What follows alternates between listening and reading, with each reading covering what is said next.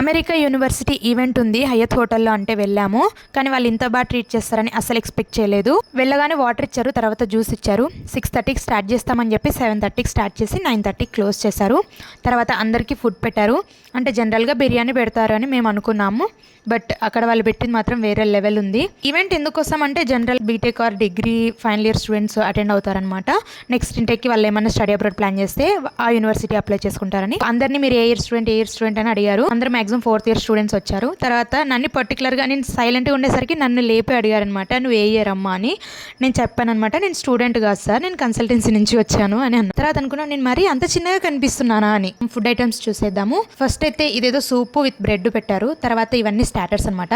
Next chicken curry, fish curry, chicken biryani, అప్పడాలు, butter naan, paneer curry, vegetable curry, vegetable rice, sambar, అన్ని రకాల పొడులు, పచ్చళ్ళు, నెయ్యి, తర్వాత chicken fry, veg manchurian, fish fry, తర్వాత కర్డ్ టూ టైప్స్ ఉంది. మంచిగా అన్ని ఐటమ్స్ కొంచెం టేస్ట్ చేసి తినేసి వచ్చేసాం. అంటే మనం తినే తక్కువ పడేసేది ఎక్కువ ఉంటుంది అనుకోండి, అది వేరే విషయం అనమాట. మనం పెళ్లిలో కూడా పెట్టలేనన్న ఐటమ్స్ పెట్టారు. మనకు బాగా కాస్ట్లీ, కానీ యూఎస్ వాళ్ళకి ఇవన్నీ చాలా తక్కువ కాస్ట్ అనమాట. లైక్ ఇప్పుడు మనం 1 lakh రూపీస్ పెట్టాలంటే వాళ్ళు జస్ట్ $1000 కడితే సరిపోతుంది కదా, అలా అనమాట. అది వాళ్ళ లైఫ్ స్టైల్కి మన లైఫ్ స్టైల్కి ఉన్న తేడా. అన్ని తిన్నాక ఫైనల్ టచ్గా gulab jamun, vanilla ice cream, Caprico delight, ice cream మీద వేసుకోవడానికి స్ట్రాబెరీ ఫ్లేవర్తో చాకోస్ ఉన్నాయి, చాక్లెట్ క్రీమ్ ఉంది, కొంచెం ఐస్ క్రీమ్ స్వీట్ తినేసి వచ్చేసాం.